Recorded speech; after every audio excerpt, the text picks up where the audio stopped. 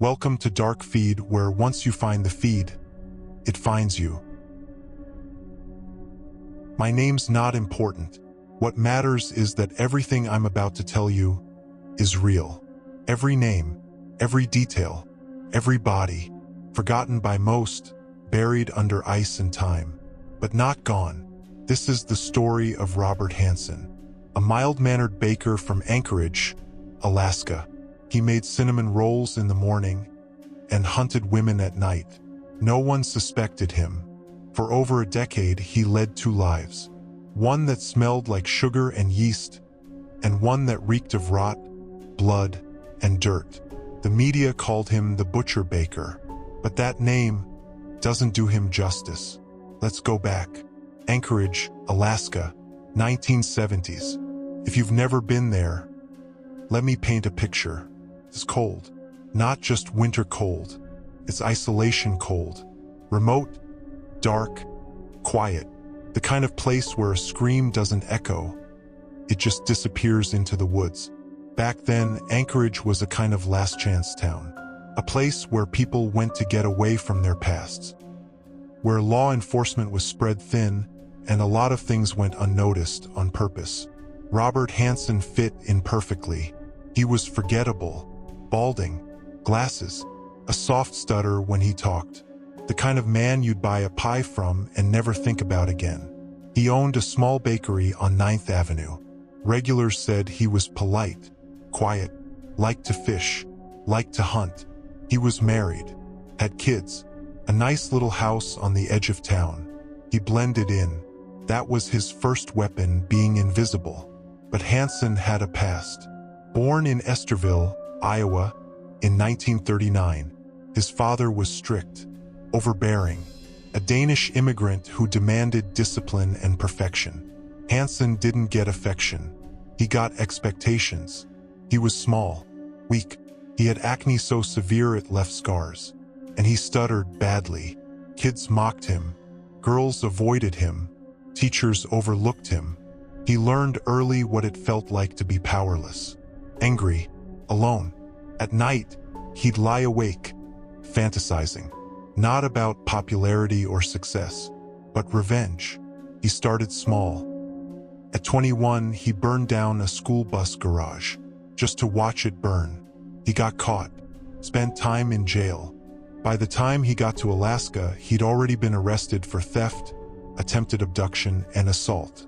But every time he slipped through, got released early, told the courts he was a reformed man. He wasn't. He was just getting smarter. In Anchorage, Hansen kept his head down. He worked early mornings, volunteered at church, bought a small plane and got his pilot's license. He became known as a skilled hunter. Trophies lined his basement walls. Dull sheep, moose, caribou, bears. No one questioned how a baker could afford so much time off for long hunting trips. No one asked what else he brought home. By 1971, women started vanishing. Most were sex workers, dancers, women who worked the late shift on Anchorage's seedy 4th Avenue strip. They lived on the fringes, often didn't have families nearby. Easy to forget. At first, no one connected the dots. Missing posters came and went. A few bones were found in the woods, assumed to be hikers. The city moved on. But Hansen had started his real hunting season. He had a pattern. He'd drive downtown late at night, find a woman walking alone, offer money, a ride. Sometimes he threatened them with a gun. Other times he'd lie, say he was a cop or just a lonely guy looking for company. Once they were in his truck, it was over. He'd take them back to his house, down into the basement, where he had chains bolted into the support beams, where the trophies on the wall didn't all come from animals. He would assault them, sometimes for hours, sometimes for days.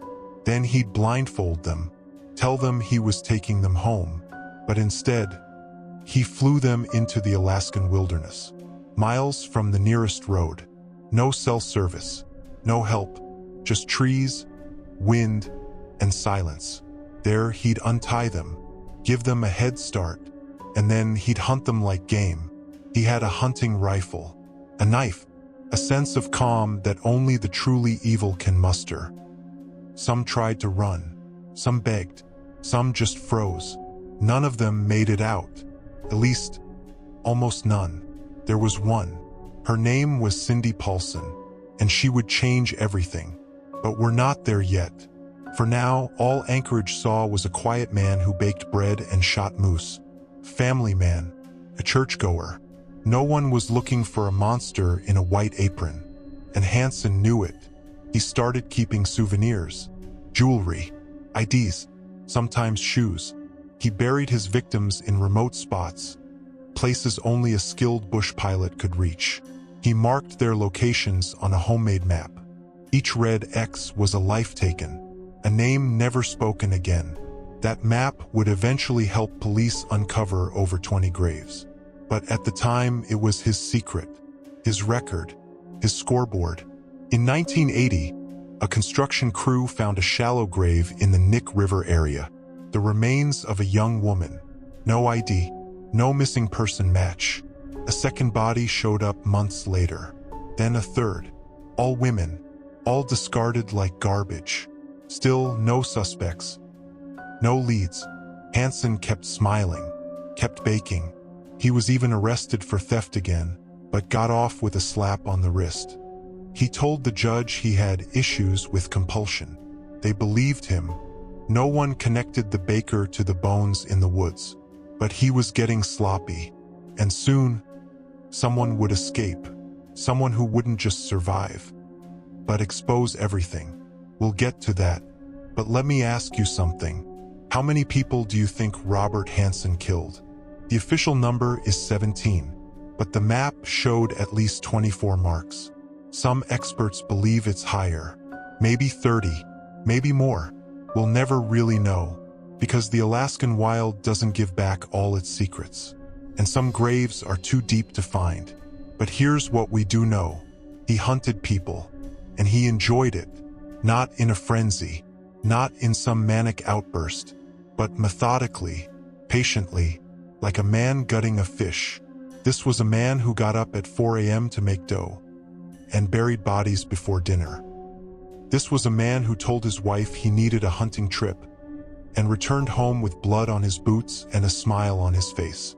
This was a man who knew exactly what he was doing, and no one, not his neighbors, not his friends, not his own family, had any idea. Or maybe they just didn't want to. In a place as cold as Anchorage, sometimes the truth freezes too. Part 2 begins with a scream in the dark and ends with a girl running for her life. Stay tuned. The story isn't done. When we left off, bodies were turning up in the Alaskan wilderness. Women, stripped of names, buried shallow in the frostbitten dirt. Most of Anchorage wasn't paying attention. But one man was watching every headline, every discovery, and smiling. Robert Hansen had been hunting for nearly a decade. He used his plane to fly women deep into the forest, blindfolded, terrified, alone, and then he let them run. He hunted them with a rifle, tracked them like moose, shot them from a distance. Sometimes, if they didn't run, he'd do it up close. A knife, a blunt object, whatever suited the moment. He called it his game. But everything changed on June 13, 1983. A 17-year-old girl named Cindy Paulson was standing on 4th Avenue, near Anchorage's seedy strip. It was around 3 a.m. She was working. She needed money. That's all. A man in a tan pickup pulled over, offered her $200 for time. She got in, and in that moment, her life split in half. The man drove her to a modest house in Muldoon, a quiet neighborhood. He led her inside, showed her his den. Then he pulled a gun, tied her hands, chained her by the neck to a post in the basement, the same basement where he kept his hunting trophies. Animal heads lined the walls. The air was thick with dust and something else, something sour. He told her not to scream. She didn't. He assaulted her. Then he fell asleep. Cindy waited, watched, remembered every detail. The red carpet, the hunting bows, the airplane photos on the wall, his stutter when he spoke. In the morning, he took her to a small airport, Merrill Field. He said they were flying to his cabin, said she'd love it out there, said she'd be fine. She knew she wouldn't. As he loaded gear into the plane, Cindy made her move. She bolted, ran barefoot across the tarmac, shackled, bleeding. A truck driver saw her. She was crying, hysterical, still handcuffed. He picked her up, drove straight to the police. You'd think that would be the end. It wasn't, because when Anchorage police showed up at Hansen's house, he smiled, said Cindy was lying, said she was trying to extort him, said he was with friends that night, and they believed him. He was Robert Hansen, the friendly baker, the guy who coached kids at the YMCA, the guy who gave out free pastries to cops. They let him go. He cleaned his basement, burned his clothes, got rid of the chains, and went back to work. It should have ended there, but Cindy didn't stay quiet. She remembered too much. Described the house, the basement, the airplane, the scar on his face. Still, the case stalled. Anchorage didn't want to believe they had a serial killer. It was easier to believe a traumatized teen was making things up. But then, more bones turned up. This time, near the Nick River again. Same type of burial. Same signs of violence. And Cindy's story started to sound a lot like the truth. That's when the Alaska State Troopers got involved. Investigator Glenn Flotha was assigned the case. He wasn't like the others. He listened. He believed Cindy. And he started digging. He built a timeline, mapped disappearances, noticed a pattern. Women going missing after being seen near 4th Avenue. Some found months later, others never found at all. He compiled a list of suspects, men with small aircraft, hunting licenses, and criminal records. Robert Hansen was on that list. Flotha looked deeper. He found a past conviction for theft, a history of violence against women. And that soft-spoken stutter? Suddenly, it didn't seem so harmless. But they needed more. A warrant, a break, anything. Then came the forensic work. Boot prints at a burial site. Bullet casings matching Hansen's hunting rifle. Jewelry belonging to missing women found in his home. Hidden behind insulation in the attic. And in his bedroom, a map. A hand-drawn aviation map, with 24 red X's. Some of them matched locations where bodies had already been found. Others led to graves the police hadn't even discovered yet. That map became the key. The bodies confirmed it. The stories from other women, ones who got away but never told anyone, confirmed it. The puzzle snapped into place. Hansen was arrested. This time it stuck. Under questioning, he confessed. Calmly, coldly, he admitted to taking women out in his plane, to giving them a chance, to hunting them like animals. He said it gave him a thrill, that it made him feel powerful. He showed no remorse. He remembered their names, their faces, but spoke about them like trophies. He pled guilty to 4 murders, only 4 because those were the cases with the most evidence. But the map said otherwise. 17 bodies were eventually linked to him, but there were more marks, more names he never gave, more families who never got answers. Hansen was sentenced to 461 years in prison. He died in 2014, of natural causes, but his legacy still rots in the soil of Alaska. And here's the part that stays with me. He didn't look like a monster. He wasn't some madman in the woods, covered in blood. He was a man you'd nod to in line at the bakery, a man who made wedding cakes, a man who knew your daughter's name, and that's why he got away with it. He wore a mask of normalcy, and no one looked behind it. The wilderness let him hide, and society helped him do it. Even after Cindy escaped, it still took months.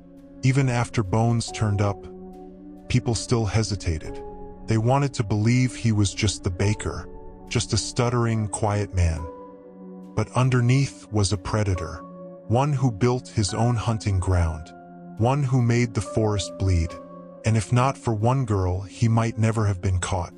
Cindy Paulson was 17. She was handcuffed, beaten, terrified, but she ran, and she lived. And because of her, the game ended. But the marks on that map, some of them are still out there, unfound, unfinished, and maybe still watching. They had him, the baker, the bow hunter, the man who hunted women like game. Robert Hansen sat in a prison cell in south-central Alaska, surrounded by concrete and cold air. Outside, winter blanketed the wilderness where he used to hide his secrets. Inside, investigators were still counting his kills.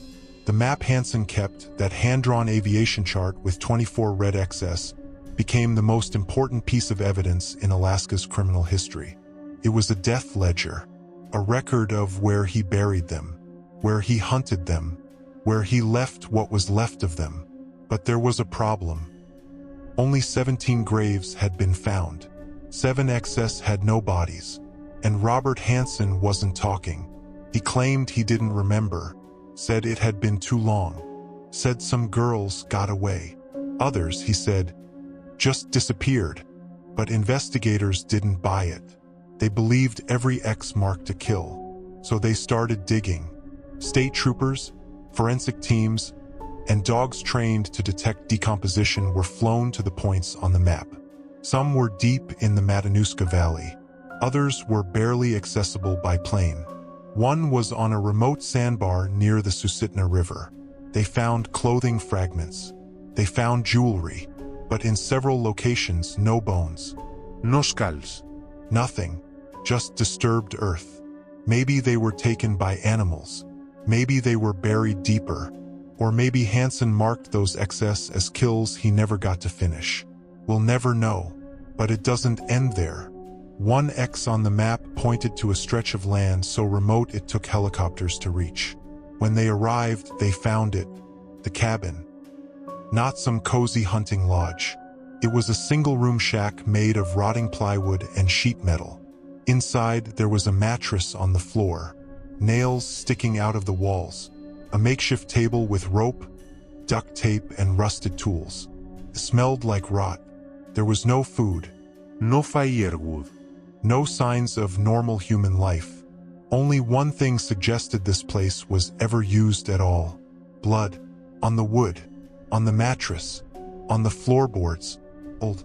Dry. Faint. But it was there. And nearby, about 200 yards behind the treeline, they found a shallow grave. It held the bones of a woman never reported missing. No ID. No name. No face to match. She was added to the list. Another red X accounted for, but that still left 6. Hansen wasn't helping. He'd given all he was willing to give. The state tried to press for more, offered him a deal. More time in exchange for more names. He refused. Said he didn't want to talk about it anymore. So they gave up asking. The media lost interest. Anchorage moved on. And the remaining excess stayed unclaimed. Over time, snow swallowed the graves again, and the forest reclaimed its silence. But behind the silence was something else, a systemic failure. Anchorage police admitted they had mishandled the case. They ignored Cindy Paulson's report, dismissed earlier victims as runaways or addicts. They didn't look deeper because they didn't want to. They let Hansen stay invisible because it was easier that way. And he knew it. He picked girls nobody would miss. Girls with no families nearby. Girls who worked the streets because they had nowhere else to go. He said it in his confession. They were easy. Nobody cared. That's what he thought. That's what he counted on. But he was wrong. Because the families of those girls never stopped asking questions. Even after he died in 2014 from natural causes in a hospital bed at 75 years old, the families kept calling, asking about the map, the cabin, the 6 red XS still unclaimed. One woman, the sister of a victim, asked troopers in 2022 if they'd ever search again. They told her they didn't have the budget. They told her the ground was too frozen. They told her the evidence was too old.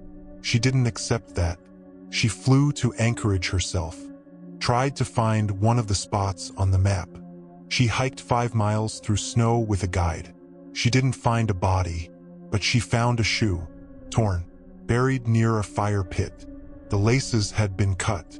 She turned it in to the state. They never called her back. And that's the horror of it. Some serial killers die and their stories die with them. But Hansen, he left a map, a literal chart of where the bodies are buried. And even then, the answers stay out of reach. Because in the end, it wasn't just Hansen that failed these women. It was everyone. The cops who didn't listen, the prosecutors who settled, the system that valued his bakery more than their lives. And now, decades later, the forest still holds secrets. A hunter's cabin, crumbling under snowfall, a rusted chain embedded in the wall, a set of fingernails buried in the dirt, a photograph of a missing girl taped to a telephone pole. Yellowed, torn, forgotten. The final truth? We'll never know how many he killed. We only know how many he admitted to. And even that number was a lie. 17 confirmed, but 24 excess. Some say there were more. Some think he marked his fantasy kills. Others believe the real number is closer to 30. Maybe more. And maybe somewhere, out there in the silence of the Alaskan bush, the last of them are still waiting. Waiting to be found. Waiting for someone to care. Waiting in the cold.